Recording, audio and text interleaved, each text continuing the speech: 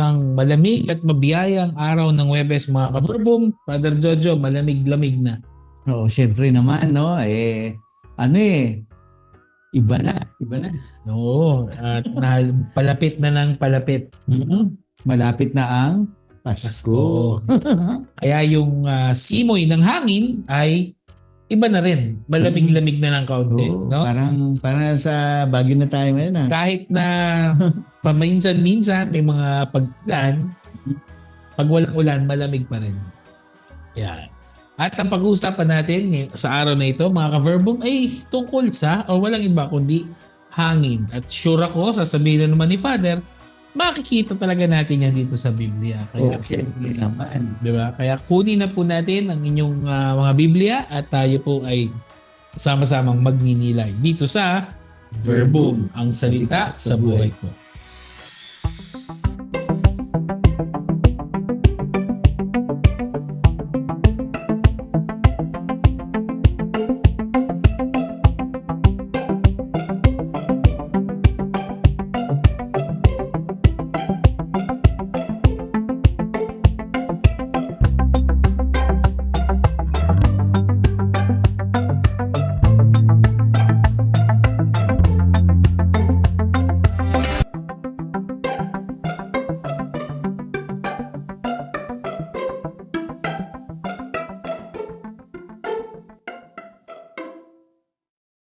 At bilang panimula sa ating programa, sama-sama tayong manalangin at tumawag sa Ama. Sa ngalan ng Ama, ng Anak at ng Espiritu Santo. Amen. Manaming nasa langit, kami po ay lumalapit at tumatawag sa iyo. Una, upang papurihan ka, bigyan ng papuri ang iyong ngalan, at pangalawa ay humingi ng biyaya ng pangunawa.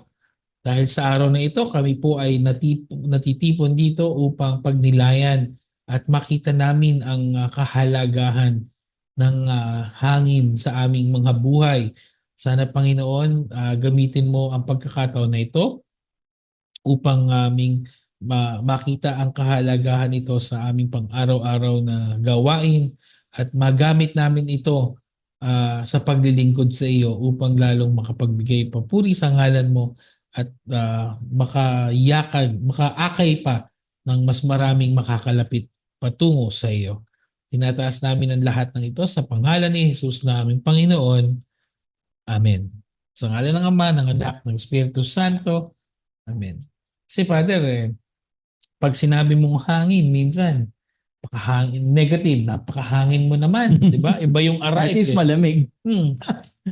Malamig pero iba yung dating. Pero this time, today, Father, ano po ba pagpuna nating pagkukwentuhan? Saan natin una makikita yung hangin sa Biblia?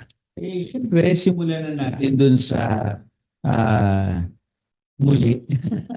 Kauna-unahan, pagka-banggit sa atin sa hangin, sa banal na kasulatan. At yan ay matatagpuan din natin doon sa tala ng paglikha. Saan pa ba yun? Aklat ng Henesis, unang kabanata. Diba? Binabanggit sa atin dyan sa 2 talata kung paano meron din palang hangin na noon. No? At babasahin niya sa atin ni Sister S. Ang hugis o ano ang lupa, dilim ang bumabalot sa panalig, at kilos ang Espiritu ng Diyos sa ibabaw ng lupa. Yan. Sinabi sa atin yung tungkol sa hangin. Yes. Diba? At sabi sa atin, umiihip daw yun sa ibabaw ng tubig. Nasa ibabaw. Oo, iba, kahit naman sa panahon natin ngayon, pag nakita mo yung hangin, umiihip doon sa ibabaw ng tubig. Halata mo. Kahit di mo nakikita, kasi nagkakaroon ng alon-alon. Hindi mo actually makita actual na hangin, pero pag tumama siya doon sa tubig, yun yung sinasabi mong alon. Diba? At yung hangin na yan, ayon sa pag-aaral, siyempre, at pag-unawa doon sa banal na kasulatan ng mga dalubhasa, yun yung sa ating sa simula pa lamang naroon na ang Espiritu Santo. Espiritu ng Diyos yung hangin. Father, di ba? sabi nga natin yung hangin na yan, nararamdaman. So talagang dapat yung pagkakakilala natin sa Espiritu Santo ganun lang para alam natin na yun talaga yung nararamdaman natin. Oo, tama yan. Siyempre, lalayo pa ba natin yung isa pang hangin na naging dahilan ng hininga natin? Di ba? Alam natin yon. Doon sa kwento rin ng paglikha naman ng tao, Yes. di ba ang sabi mo sa atin, ay hiningahan tayo ng Diyos sa ilong. No, Yes. nilagay niya tayo ng hangin. Kaya nga tayo, Humihinga. Yan. di ba? At nasa Genesis din yan. Oo, nasa 2 kabanata po yan, no? Maaari niyo pong tingnan yung kwento ng paglikha, napakaganda. Na tayo raw bilang tao, hindi lamang po tayo galing sa alabok, kundi tayo rin ay hiningahan ng Diyos upang magkaroon ng buhay. Tama. At tatalon lang yata tayo ng isang page, Father. Nandun na tayo sa 2 kabanata ng Genesis. Totoo po yan, no? At doon makikita niyo po yung bagay na yan na kaya rin sa bandang huli, kapag nawalan tayo ng hangin, Tayo ay namamatay. oo, Yes. patay na tayo noon, no? Kasi, di ba, parang kulang na lang sabihin sa atin, nung hingahan tayo ng Diyos, binigyan niya tayo ng buhay, kapag nawala na yung ating hininga, kaya yun yung pagkakasabi natin, di ba, meron tayong pagsasalarawan sa kamatayan, binawian na ng buhay. Yes. Di ba? Yung huling hininga, binawian ng buhay. Di ba? So yan po. Pero hindi lang yan, Kuya Pip, yung siyang karanasan natin sa hangin. Kung yung hangin, sinasabi natin doon na naroon na yon sa pasimula, sa paglikha, yan din na naging daan ng ating buhay bilang mga tao, no? Bilang mga nilikha ng Diyos. Yan din hangin na yan ang naging daan ng pagkakaligtas, no? Ng paglaya ng maraming mga tao. Makikita po natin yan sa panahon ni Moises. At maniniwala po ako, marami sa atin ang nakaalam ng kwento na yon. Pero minsan kasi, ang naalala lang natin na ating dagat. Diba? Pero pinapakita po sa atin, doon sa iparirinig sa atin ngayon, mga babasahin sa atin, na hindi lang pala tubig ang pinag-uusapan natin doon, no? Na hindi yun basta nahati, kundi mayroon din pong ginawa ang hangin doon. Yan po yung matatagpuan natin sa aklat ng Exodo, 14 na kabanata. At yun ay babasahin lang po natin yung medyo malapit doon, no, para hindi na po masyadong mahaba. 21 hanggang 22 talata. Babasahin po sa atin, Sister Lale. Tinapat ni Moises ang kanyang tungkod sa ibabaw ng dagat. Magdamag na pinainit ni Yahweh ang isang malakas na hangin mula sa silangan at nahati ang tubig. Ang mga Israelita at sa dagat na ang nilakarin ko yung lupa. Sa pagkakas ng kanyang pader. Maliwanag na maliwanag. Parang pader na tubig daw. Oo, kasi magdamag ba naman, pinaihip daw ng Diyos ang isang malakas na hangin. Kaya nahati yung tubig, di ba? So, Father, parang nung nahati yung tubig, ito yung nag-hold doon sa tubig. Oo, kaya nagkagano sila kasi tinutulak na hangin, huwag mo na kayo babagsak, kaya babagsak. Una, simula niya, pahati muna. Tapos, pumigil, di ba? Pinigil niya. So, ibig sabihin, Father, habang dumadaan yung mga Israelita doon sa pagitan ng tubig, mahangin doon. Oo, siguro sarap ng pakiramdam na, lalaya ka na. Para pa dumara sa aircon. At saka, Father, may mist yun kasi tubig yung tubig yung katabi mo pader na tubig. Tapos may hangin sa gitna. Kaya pala madali sila nakatakas kasi Father, kung malakas yung hangin, tutulak din sila ng hangin. Siguro Diba? Diba? At hindi ka na siguro hihingalin. Siguro. At lalo napadali yung kanilang paglikas nga dahil nga malamig. Oo. Kaya yan, pinakikita po sa atin kung paano yung hangin na yan ay naging daan din pala ng paglaya ng mga Israelita noong panahon ni Moises, no? Kasi ang Diyos ang gumawa ng paraan. Pinahangin niya na magdamag. Diba? Yan. Kaya ayan na, umpisa pa lang yan. Nakita natin na sa simula hanggang sa pagdikas ng ating ng mga Israelita mula sa Ehipsyo ay nandoon ang hangin. Mamaya babalikan natin ulit yung hangin. Kaya magbigay daan muna tayo sa mga ilang paalala. Magbabalik po ang verbum, ang salita sa buhay ko.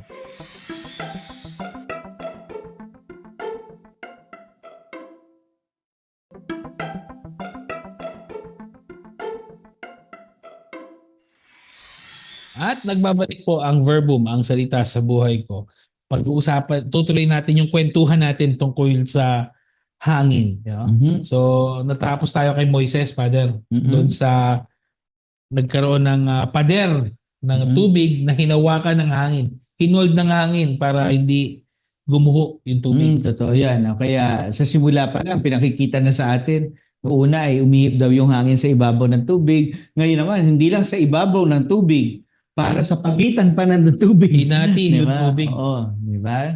O, tingnan natin kanina, may nabanggit na ako doon ng konti, no? Pahapyaw doon sa yung hangin na inilagay ng Panginoon sa atin, sa tao, no? At yan no, ay sa pamamagitan ng unang tao, si Adan. At sinasabi po yan sa atin sa 2 kabanata ng aklat ng Genesis. Babasahin po sa atin yung 7 talata. Muli po, Sister Flor. Pagkatapos ay hinubog ni Yahweh Diyos ang tao mula sa alabok ng lupa at inihinga sa ilong nito ang hininga ng buhay at nabuhay ang tao. Sumaliwanag, Specific, ha? Hiningahan sa ilong. Hiningahan, ba? Kaya tayo nagkaroon ng hininga dahil hiningahan tayo ng Diyos. No? Buti na lang yung tao hindi mo ganun bubuhay, no? Kasi iba yata pag nahihingahan ang mga lalo eh. Sa Padre. Pero hininga ng Diyos yun, bango yun. Hindi bad Mabango breath yan. siya. Oo. At yun ay nagbibigay ng buhay, ha? Hindi po yan nagbibigay ng kamatayan. Doon po daw kaya minsan, di ba? Sinasabi natin, pagka tumakbo ka na, tumakbo. Mhm. Tagal, no? Kaya naman lagi natin may sakit ka, pinahi ka, no? Kasi sabi natin lagi, hinapapos ng hininga. Yun. Hinahabol yung hininga. Kulang na lang, no? Hinahabol ang hininga, tapos ang hininga, di ba? Kulang na lang sabihin mo, akala ko mamamatay na ako. Totoo yun. Ganun kahalaga yung hininga sa atin. Kaya nga, Father, naalala ko na naman si Kapanyong, yung tatay ko. Alam mo sabi sa akin? Kasi nung bata ako, tinatanong, Daddy, ano ba kinamatay ni kaganito? Lahat, laging sinasabi, nakalimutan huminga. Kaya ang bili niya, huwag mo kakalimutan huminga. Paano pag ulyanin ka na? Yun nga. Kaya nga ang bili niya, huwag mo kakalimutan. Kaya dapat kahit ulyanin na tayo, hindi natin kinakalimutan. Magsiset na rin ako sa alarm na hihinga ko. Yung ibang yung mga ibang smartwatches may ganyan na sineset na after a few hours merong mindfulness na kailangan mag-breathing exercises tayo. Di ba? Nakakatulong talaga yung paghinga, di ba? Nakaka-relax, Father. Sabi nga nila na kapag nagki-clear ng isip natin. Yes. At yung iba nga, Father, hindi lang breathing exercise, gumagamit pa ng aparato. Yung iba nag-oxygen talaga. Pero yun, Father, proven ko na. Pag masakit ulo ko, nung buhay pa mami ko, may oxygen tank sa amin. Ginagamit ko talaga pag masakit ulo ko. Nakakawala naman ng sakit ng ulo. Pero meron pa ako isa na naalala sa karanasan yung tungkol dyan sa di ba minsan kapag medyo masama siguro ang kalooban may sama ng loob, no? Minsan sabi, makalabas nga ikat na makalanghap naman ng sariwang hangin. Kulang na lang sabihin, bakit yung kasama mo ba hindi? Kaya sa salitaan ngayon, di ba toxic? Toxic. Yeah. Parang nakalalason yung hangin dito lalabas muna ako. Para makalanghap ng paglabas mo, wala naman din ganong sariwang hangin sa panahon. Polluted naman. Uy, pero Father, nung mga patapos na yung COVID, napakaganda nung clarity ng quality ng hangin daw sa Maynila. May pag-asa pa palang luminis yung hangin. Kasi Walang walang lumalabas. walang gumagamit ng sasakyan. Diba? Anyway, so yun po, no? Sinabi po sa atin yung tungkol sa paghinga ng Diyos para Yes. magkaroon tayo ng buhay. Meron pong binabanggit pa sa atin na isa na hindi po ito tungkol sa buhay, pero may huminga pang iba. May huminga sa atin si Jesus, no? At yun ay ginawa niya sa kaniyang mga alagad. No? Ito ay matapos na siya ay muling mabuhay. Babasahin po natin ika-20 kabanata ng Ebanghelyo ayon kay San Juan. At yung bahagi po na babasahin sa atin ay yung mga talatang, yung isang talata po, 22. Babasahin po sa atin, Sister Shell. Pagkatapos, sila'y hiningahan niya at sinabi, "Tanggapin ninyo ang Espiritu Santo. Ayan. O, diba? O, ano rin yung kasama ng hina ng Panginoon, no? Sa Espiritu mga Santo. alagad. Espiritu Santo. Diba? So, napakaganda nung ano na yan nung pagsasalarawan na yan. O, ito, naalala ko nga may isa pa nga tayong karanasang hinga, no? Isipin nyo nga yun, pagkamisa ng Christmas, Christmas. Sige. diba? Yan po ay sa gawin ng mga mahal na araw. Kadalasan po ay Huwebes Huwebes Santo, no? Santo. Di ba? Pagka nakita nyo yun, yung Christmas, yan po ay langis ng pagkakatalaga. Okay. Di ba? Ginagamit po yan sa mga iilan lamang at sa mga katangi-tanging sakramento ng simbahan. Binyag, kumpil, Pil at saka saka yung banal na orden. Di ba? Kasi yung mga may tanda na hindi na mabubura sa ating kaluluwa. Yes. Ba? Saka, meron pang isa na pinagagamitan yan, yung mga itinatalagang simbahan. No? Ilalagyan po, pinapahiran din po ng langis, yung altar, saka po yung mga poste. No? Mangyayari yan dito sa mga ilang araw na susunod. Dito dyan sa Yan. simbahan mo, Father. Nangyayari po yan. Masaksihan nyo nung makita nila ganun pala kahalaga yun. Tapos, yung langis na yun, hindi lang isang tao nagdasal doon. Yes. Po. Nagdasal doon lahat ng mga pare. Lahat sila. Buong kaparehan. Yes. Nakataas ang kamay doon sa Kampayan. Oo. Ngayon, bukod doon, hinihingan pa yun ng obispo. Nung pagkaraan nun, lalagyan nyo ng pabango, hinga. Tapos, nakalagay doon talaga sa ritual, hinga ng obispo. Kung ilan man yung lalagyan na yun. No? Pwede nating sabihin, baka para lang maamoy yung pabango. Diba? Pero kung titingnan natin, sa mga binasa natin mula doon sa unang-una na yung Espiritu Santo yung nandun, dumaraan doon sa ibabaw ng tubig. No? Tapos ito, pinag-usapan natin, hiningahan din ng obispo yung langis. No? Gusto rin sabihin sa atin, dumadampi doon yung Espiritu Santo. Di ba? Correct. At siya mananahan doon. At yun, kung gusto niyo pong ma-witness yung nabanggit ni Father, normally nga po, Huwebes Santo yan, ginaganap. No? At totoo yung Father na natatanda ko yung pagka nagmimisa na ganun. Ang daming pare na nagdadasal para dun sa langis na yun.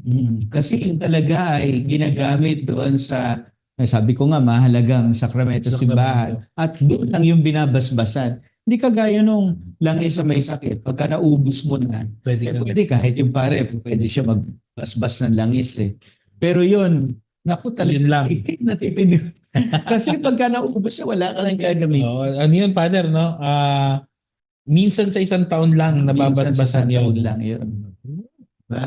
Pinapakahalaga po nan. At yan ay pinakita rin sa atin, ginawa ni Jesus doon sa kaniyang mga alagad. Isipin na lang natin, kung yung langis na yun pala ay kumakatawan sa pagkakatalaga sa atin at yun ay hiningahan din ng obispo bilang tanda ng ng Espiritu Santo na dumaraan o nananahan doon sa langis. Isipin nyo na lang, pagka pala pinahit sa atin yun, daig pa yung pagsasabi sa ating patuloy na hinihingahan o binubugahan tayo ng Espiritu Santo.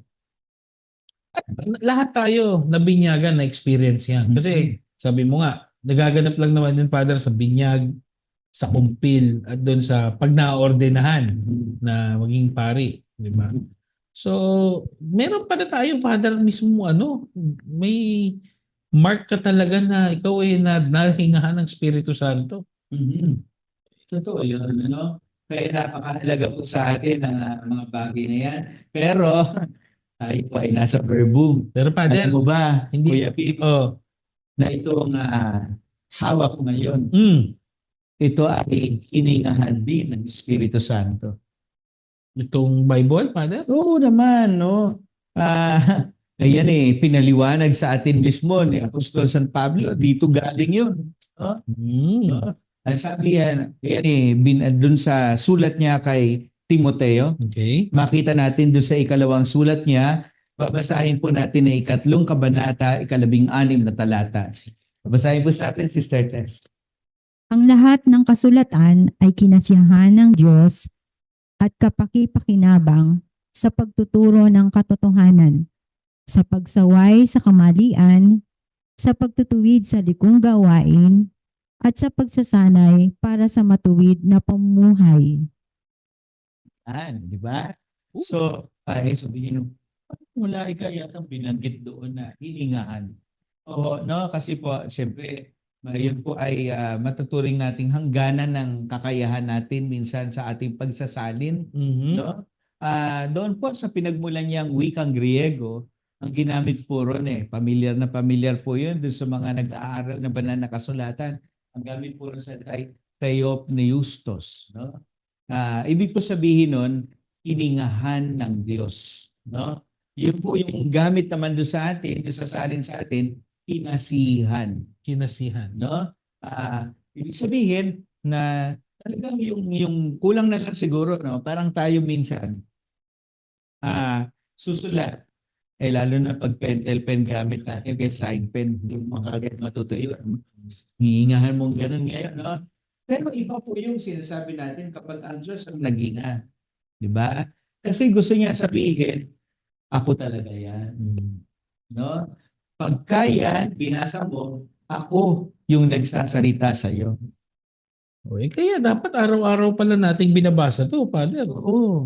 Kaya doon din natin maunawaan bakit meron tayong salitang inspired. Inspired. Diba?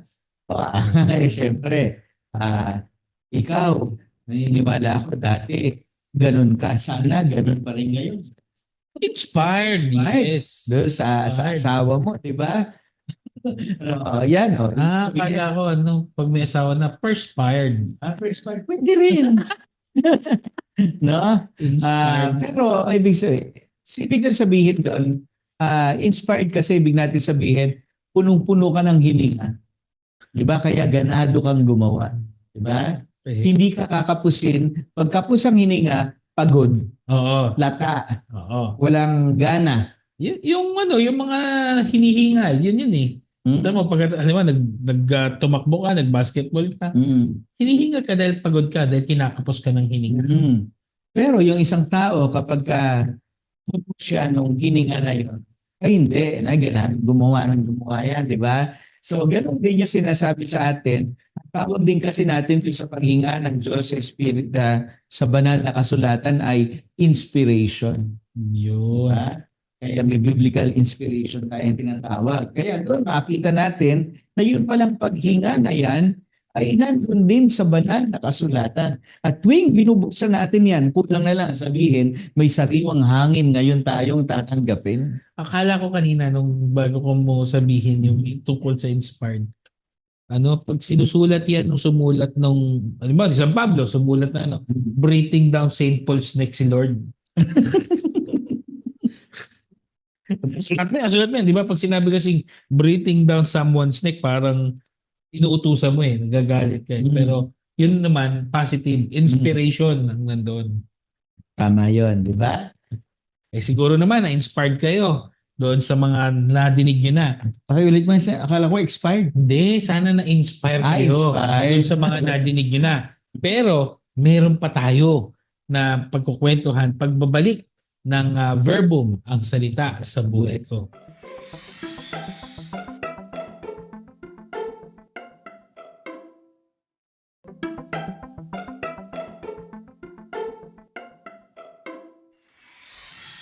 At nagbabalik po kami ni Father Jojo dito sa Verbo, salita sa buhay ko. Kanina sabi ko, dahil sinabi ni Father, pagka ikaw ay punong-puno ng hininga ng Diyos, ikaw ay inspired. Sana nai-inspire namin kayo na magbasa din araw-araw, no, ng Bible. Naku, sana na-inspire kayo sa inyong mga narinig, mga nabasa, at marami pa po yan na ipa-flash sa screen natin, no? Na-flash sa screen natin kung saan makikita ninyo at hindi lang mararamdaman, kundi makikita niyo kung paano nila nararamdaman sa pamamagitan ng hangin ng Espiritu Santo. At Father, bukod siguro sa nararamdaman, kasi di ba may dala pang mga gifts yung Holy Spirit. So natatanggap mo rin yun. Naman, siyempre, package deal na yun. Alangan namang yung sender lang maramdaman mo. Siyempre, yung si-send niya, mararamdaman mo din. Sana po ay na-inspire kayo. At ang pinakamaganda, ma-inspire kayo na magbasa ng Biblia araw-araw. At mag-inspire din ang At iba. mag-inspire ng iba. No, kaya kung kayo nanonood ngayong Webes, sana next week, magsama kayo ng isa pa o dalawa pang manonood para maka-inspire pa tayo ng madami. So, Father, sana makapag-request naman kami. Na-inspire na kami, ipagdasal mo pa yung inspiration namin. Oo naman. Sige, darasal po tayong lahat sa ngalan ng Ama at ng Anak at ng Espiritu Santo. Amen. Maraming pagmahal, papasalamat kami sa iyo dahil sa araw-araw pinagkakaloob mo sa amin ang hangin upang maging hininga namin, upang maging daan ng buhay namin at hindi lamang para sa amin, kundi para rin sa iba. Dahil sa pagbibigay mo sa amin ng buhay, kami rin ay nagiging daan ng buhay ng aming kapwa dahil sa aming mga pagsisikap, sa aming mga iba pang ginagawa. Hiling po namin, Panginoon, na ang hangin na ito na pinagkaloob mo sa amin higit na maging mabunga dahil sa inspirasyon na itinibigay nito sa amin. Nawa sa pamamagitan din ng paggabay ng iyong banal na Espiritu, higit din kami makapagbigay ng buhay sa aming kapwa upang sila ay buong sigla at buhay na makapaglingkod sa iyong harapan, nagpupuri, nagagalak dahil sa iyong kabutihan sa aming lahat. Tinataas namin ang lahat ng ito sa pamamagitan ni Hesus Kristo, kasama ng Espiritu Santo, magpasawalang hanggan. Amen. Sumayo ang Panginoon. At sumainyo rin. Pagpalain kayo ng ating mapagmahal at puting Diyos, Ama at Anak at Espiritu Santo. Father, maraming salamat sa pagbibigay ng paliwanag sa hangin, sa simbolo ng Espiritu Santo bilang hangin, at sa ating mga housemates na nakasama sa araw na ito, mga katikista, di ba? At yung mga nanonood sa kanilang tahanan, sana po ay after nitong program na to, wag naman tayo maging mahangin, kundi maibahagi natin ang hangin ng buhay ng Diyos na niregalo sa atin, sa ating mga kapwa. Kaya sa susunod na Webes, magkita-kita muli tayo dito sa Verbo, ang salita sa buhay ko.